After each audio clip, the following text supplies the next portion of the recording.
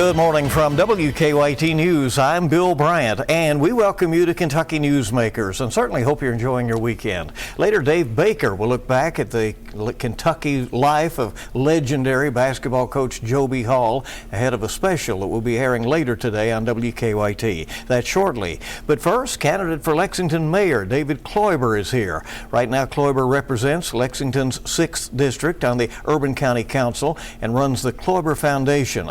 After a single term on council in the city where he grew up, Kloiber has decided to run for Lexington's top job, saying the city needs better leadership and a vision. He identifies crime, affordable housing, and regional cooperation among some key issues. Kloiber is well aware that he is challenging a personally popular incumbent mayor, Linda Gorton, but says he wants to focus his campaign on issues and policy, and he believes people have a lot to consider. Councilman Kloiber, candidate for mayor, welcome. Thanks for coming. We appreciate it very much. Thanks for having me, Bill.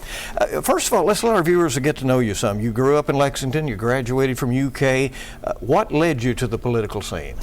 Well, honestly, it mostly focused on my kids and my family, right? I moved back here about 10 years ago with my kids after growing up here because I knew this was exactly where I wanted to raise kids. You know, I had a great childhood myself. I knew that I wanted to do everything I could to try and make the city better. So the path to the political sphere, it mostly went through my foundation, as you mentioned. You know, I have been working to try and get out there and just make the city a better place for my kids, for all our kids, with working with the schools, with working with YMCA and other community partners. So, what does that foundation do?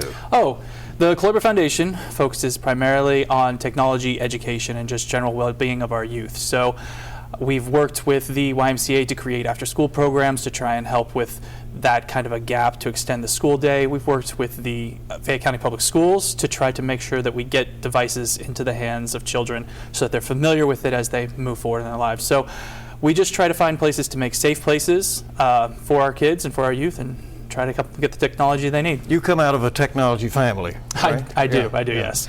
All right, let's talk about some of the issues facing Lexington. As you know, Mayor Gorton points out that crime overall is down, but there is a persistent problem with gun violence in the city. There were record homicides in 2020 and 2021, more shootings already this year. Increasingly, people in other parts of the state comment on the challenges for Lexington in that regard. How do you think the city gets a handle on that? Well, I think it's got to be a top priority, and I think that it's about community building, right? At first, we need to make sure that we have the tools in place that can handle the issues that are presented, but it's about engaging the community. There are many groups in our community who are looking for that kind of engagement, for that leadership to come together. Build is a good example. This is a faith-based organization who's really trying to focus on issues, specifically youth violence in our community.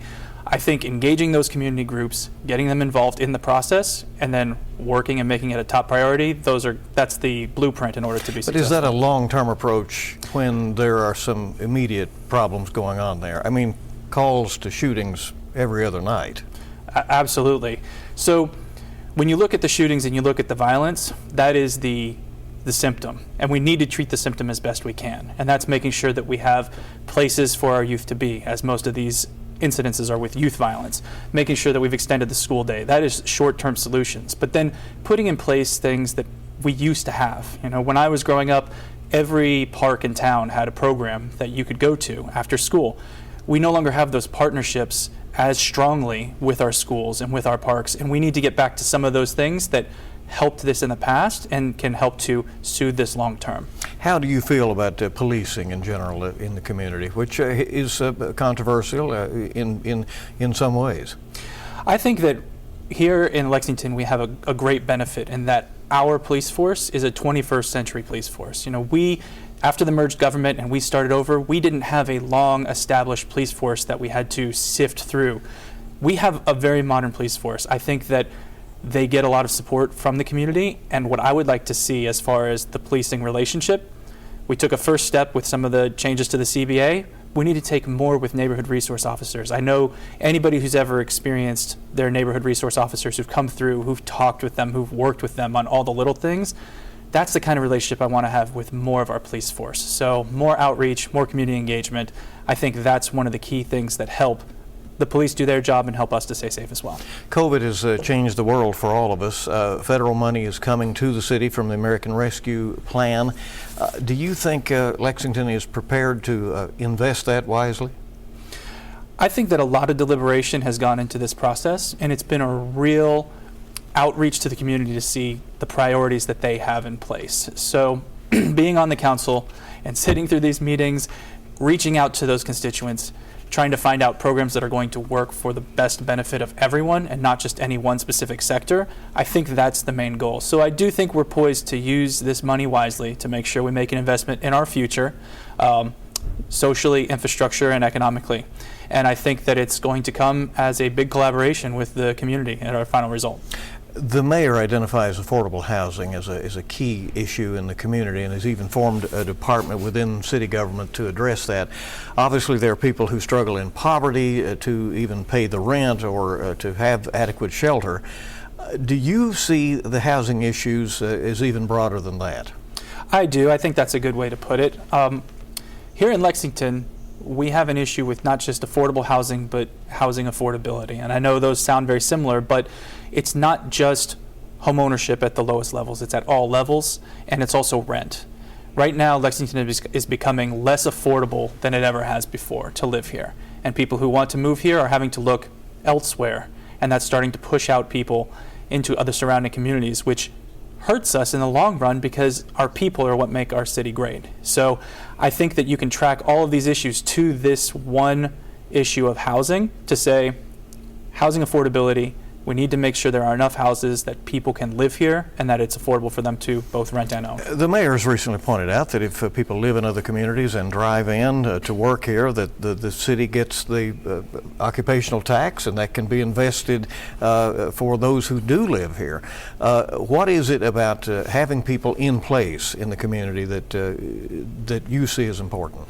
Aside from just maintaining the communities that we have built, the ones that have created this uniqueness for Lexington, we need to make sure that we are not pushing out our working class into surrounding counties and making it so that we have a bar of affluence in order to be in the city. We need to make sure this is really a city for everyone, that everyone can live, work, and play here in Lexington. So my only comment to that is when we get into regionality, if we want to have a relationship with other counties, it needs to be mutual on cost and revenues and not just unintentional side effect of us not addressing our own housing issues. Do you think this region does cooperate enough?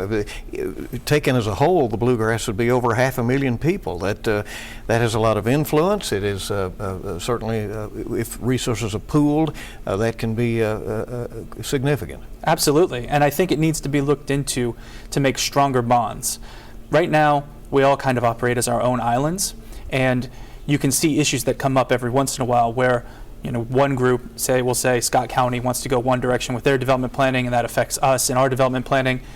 We don't have a lot of overlap, and we don't have a lot of coordination. And that doesn't mean that we have to share everything. But if we want to truly be regional and take advantage of that and leverage the assets we have, we need to make sure that we have constant communication, constant collaboration. We're working together to be one Bluegrass. Councilman, within the city, as you know, there's always the strain between urban infill and do you allow more developments outside? Stark preservation versus development lines in the sand are clearly drawn in this community. How does the mayor navigate that? I think it starts with reaching out to the community and having open, honest conversations about what it means to grow. We've seen with the last data that our city is growing, our population is growing, and we need to make sure that we take an intentional eye towards how we want to grow, what we want to preserve, where we want to make sure that there are places for everyone to live. So as mayor, in order to navigate that particularly sticky divide that we have, I would say talking with people to say, what can we do to be smart? What can we do to be intentional about how we grow? Because any plan that says we're not going to do anything, that we're going to sit back and let things work the way they are, or just sit back and let things happen however the market wants, neither one of those extremes is going to work. It has to be intentional, it has to be smart and focused, and it has to be something that the community understands and agrees with before we move forward. On economic development matters, is it the same kind of thing? Is the city attracting the the kinds of jobs and businesses that you believe will sustain the region in the long haul. Has Lexington long ago said no to smokestacks, essentially, and wants to do a different kind of growth? There are all sorts of different industries that we can attract here, but it takes cultivation of that. You have to attract people, you have to incentivize them in order to create something in our community. And as far as our identity to attract people, I know that some people have said they want this to be an agricultural technology center. And that would be amazing. I would then ask, what are we doing in order to bring that here? Have we talked with some of our partners, like Alltech, who has moved to Nicholasville, what we could do to bring them back? You know, we have all these things we can leverage to bring in that kind of development. What are we doing to bring people in? Rubicon was a major announcement last year. Is that an example of the kind of growth you would like to see more of? Rubicon is amazing in what they do. I think that anybody who's going to help us with the environment, help us to recycle, that's going to help us a lot. Rubicon was an expansion of what they already had here, similar to Amazon and Baptist Health. These are expansions of things that we've had in our community already, which is great that these people who are here in our community are willing to expand what they have, but we need to make sure we're bringing in new companies. We can't be constantly relying upon the people we already have here in order to give us sustained growth for the next generation. What would be your approach to leadership if you had the opportunity to be mayor of Lexington?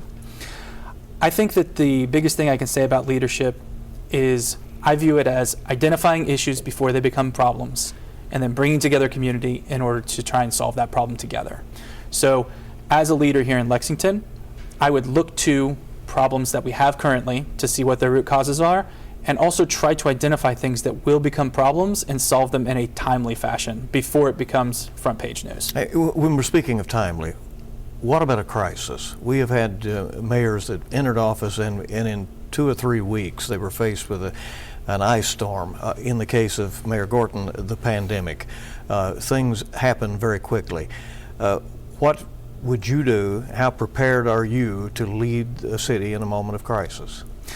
Well, a city in a moment of crisis is sometimes similar to a business in a moment of crisis or any other large entity in a moment of crisis. And with my investment company, I've been through many of these kind of, we'll say, life or death situations with our businesses where you need to step in, you need to make swift action, you need to figure out how it is we're going to make sure that all of our employees are taken care of, how we pay the bills tomorrow. And a lot of those same things apply in any crisis. How are we going to make sure that our streets are clear? How are we going to make sure that people have the services that they need? All of these things require quick, decisive action, and you can prepare for some of them, obviously not all of them, but as long as you have in place this idea of bringing people together, identifying the issues, and taking it step by step, that would be my approach in order to try and solve those kind of issues. Can you say yes or no very quickly if you have to? I can say yes or no very quickly, yes. And how do you see this race going? With Mayor Gorton is, as you know, personally very popular. Are you running against her, or are you in this race simply because you have a different vision of where you'd like to take the city? I think that this race is about where I want to see Lexington be in the next 5, 10, 20 years. Right? I'm only in this because I want to make the city better for my kids and for everyone's kids. I'm not running against an individual. I'm running against policies. I'm running against what our city is doing or not doing and what I think we could be doing to the benefit of everyone. Is the city way off track, or is it something that you think that a simple course correction could be made that you believe you're capable of leading? I think that the city has a lot of issues, and we're seeing them now. The housing issue that we've recently talked about, the year-over-year murder rates that have been increasing. People are seeing these issues spill out. And these issues didn't happen overnight. They've been growing over time. And as you pointed out again, they're going to take some time to correct. So while I think that generally speaking, these issues can be solved, it's going to take some time, it's going to take some intentionality, I do believe that I can lead us to a solution on these problems and many more. We believe right now, because there are more than 2 candidates, there will be a primary that it appears to be it will be in May, but there's a possibility that will get moved to August. doesn't that change everything in terms of how a campaign would be run? I mean, maybe in the spring it's easy to knock on doors and get people to talk to you. Maybe in the middle of summer they're on vacation or out at the ballpark. Well, maybe you have more opportunities for a barbecue or something in the summertime. This isn't anything I've faced in the past, or I don't know many people that have faced a primary pushed all the way to August. We will take whatever comes. Again, this is one of those, can we make decisions on the fly? Can we be adaptable? This might be a really good example of how we can apply our skills in the administration if we get there. So, do you anticipate this being a collegial campaign? It is. I hope so. That is my intention. Honestly, for me, this is about the issues. It's about what's best for Lexington. I feel like Lexington always deserves leadership that's going to push it to be better than it was yesterday.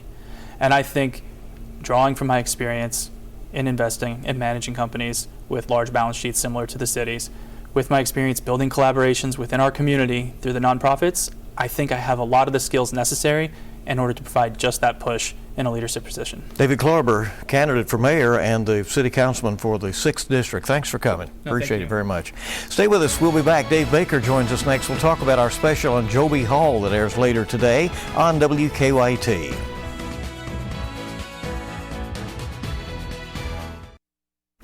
Welcome back to Kentucky Newsmakers. The Big Blue Nation has had to say farewell to Coach Joby Hall. He died last weekend at the age of 93.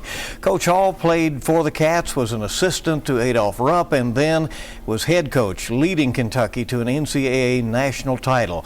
But Hall is also remembered for the 40 years or so after he left coaching. He did a radio show, dabbled in political campaigns, and was an ambassador for Kentucky wherever he went, inside the Commonwealth and beyond. WKYT will present a 1-hour special Sunday afternoon at 2:30 called Joby Hall Remembering the Legend. And one of the hosts of that program, sports broadcasting legend himself, Dave Baker. Thanks for coming. Hi, buddy. How you doing? I appreciate it. Very good. Brian Milam, also on that program with you. When you think back on Joe Hall's life and career, so many things come to mind. A long, well-lived life of 93 years. He was really a constant in Kentucky, wasn't he? He was, and he was, you know, this was before social media and everything. I mean, he was larger than life. The very first thing, my first day here at the station was April 29th of 1982. That was Derby week. But before we got over to the Derby and I was a photographer for Rob Bromley, I was sent over to do an interview, which is the very first thing I did as an official employee. He could not have been kinder, more understanding, asking questions. He was just an everyman kind of person, Bill. I mean, he could go into corporate boardrooms and get people to support things like the Joby Hall Lodge and boosters and things like that. And he was just as comfortable in his later years when John Calipari put him on that bus and they went around on the national championship trophy tour. He just loved people, and he dearly loved his Commonwealth. And would you agree, he had that wonderful sense of, seemed to be egoless, but yet knew he was very known and popular, and when people approached him in a room, it was no surprise to him. And he really loved it and reveled in it, like when he was out fishing and people would say something like, "Don't I know you from somewhere?" And he would just, like a good fisherman, he would just string them along, you know. And but yeah, he was just, you know, he never thought of himself, you know, this is in the days before big contracts and a lot of commercials and things like that. He was just the coach of his team in his state. And you know what? It came with a lot of pressure. Coach Rupp. Can you imagine succeeding Adolph Rupp? Well, here's the thing. Could you imagine John Shire is going to do the same thing at Duke this coming year, succeeding Mike Krzyzewski? But this was in the days before you had social media and everything. So you had Joby. Adolph Rupp had been here for 40 years. He still had an office in Memorial Coliseum. He did not want to retire. It was nothing against Joe, but it was a mandate for state employees. Did not want to retire, still had an office in the Coliseum, still had his own television show. At the time, Joe was a coach trying to make his own way. That's how difficult it was. Is it fair to say that his relationship with his players evolved over the years? I mean, he was tough. People will tell you who played for him, you know, and there were times that they were, you know, they felt like he was on them. No. But those relationships seem to change over the years. Unquestionably. And I can tell you personally, Jack Givens, who does the pregame radio show with me, I've had a chance to hear from him a lot in the last couple of weeks, especially about Coach. And they did not, as we say in the South, they did not G and haw when he was here. You know, Joe was on him pretty good and would not be afraid to sit him down and bench his stars or whatever. But then afterwards, they became incredibly close. And I think Jack and Coach Cal were a couple of people that got to spend time with Joe the day before he passed. And, you know, he got very emotional on the air, started crying about how much Coach Hall had meant to him. And a lot of people forget this, that when Joe was hired, he was hired primarily as a recruiter. He wanted to become very much the on-floor coach that he was, but his charge was to go out and to sign African-American players, you know, because there had been this narrative out there that Coach Rupp did not want to do that. We can talk about that, and our Dick Gabriel did a great show about that. But Joe went out and signed a lot of people, and Jack told the story about how he and James Lee had grown up playing together, and James's father was a very well-known minister here in the town, and said that Coach Hall just immediately formed a bond with James's mom and dad the same way he formed a bond with Jack's mom. So the other thing that's different, Bill, is there weren't all these tapes. Joe Hall was a tremendous evaluator of talent. You couldn't go and see high school kids play on the air. Right. You didn't have planes that you could go back and forth. So Mike Pratt has told me that I believe Mike Casey was the other, but certainly, maybe not Casey, but certainly Pratt and Issel, Adolph Rupp did not see them play in person before they got to UK. Wow. He took the word of Joe B. Hall. Coach Hall had, as we know, a remarkable career in basketball and several acts after that. The radio stint, as you mentioned, a little politics here and there. He got involved in campaigns, lots of charity work.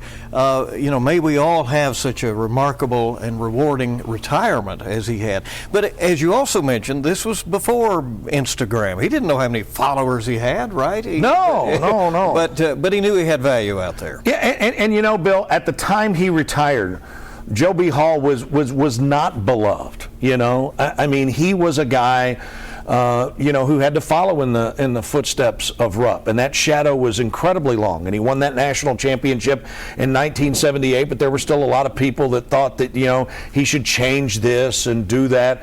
So when he stepped down at the age of 56, he was not a beloved guy. But he became beloved.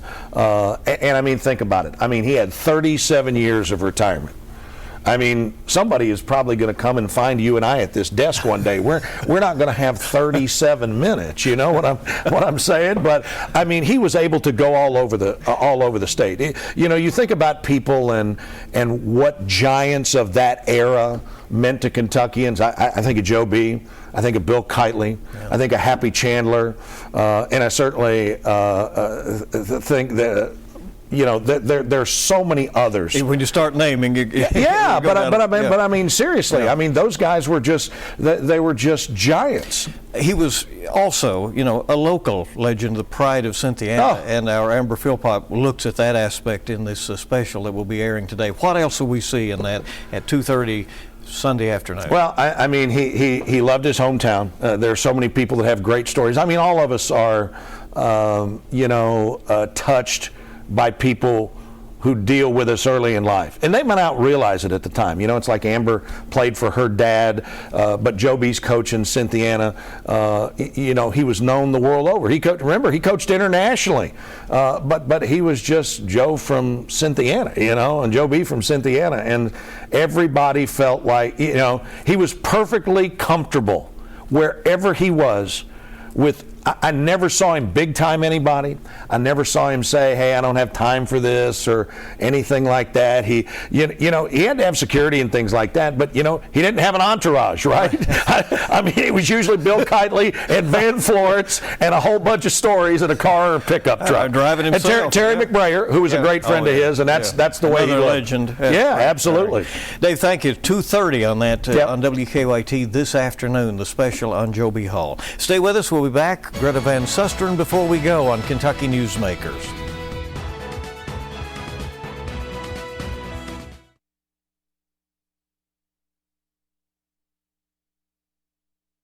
Welcome back to Kentucky Newsmakers. Flights canceled, airline routes suspended, and 5G wireless service is at the center of it all. Our chief national political analyst, Greta Van Susteren, explains. Hello, I'm Greta Van Susteren, and here's your full court fast break. Two industries at metaphorical blows over 5G technology, and a major rollout postponed in the 11th hour. This week, AT&T and Verizon pausing 5G activation on cell towers within 2 miles of airports. This third delay after the nation's largest airlines and cargo carriers demanded an immediate intervention. Experts warning 5G cellular antennas may interfere with planes' radio altimeters, the device that measures a plane's altitude. False readings could compromise aircraft safety, especially in Boeing 777s used by air carriers worldwide. And airline executives warning if 5G were launched near airports, together roughly 1,000 cargo and passenger flights could be disrupted a day. Even with the postponement, Emirates announcing it is suspending flights to 9 major U.S. airports, and several other airlines also halting flight paths or saying they would switch to jets less impacted by 5G. Meanwhile, AT&T is slamming the FAA. It argues nearly 40 other countries have managed to deploy 5G technology without disrupting aviation services. President Biden says limiting the 5G rollout will avoid potentially devastating disruptions to passenger travel, cargo operations, and our economic recovery, while allowing more than 90% of wireless tower deployment to occur as scheduled. Want more full court press? Tune in Sundays. We bring politics home, covering the national stories that impact you.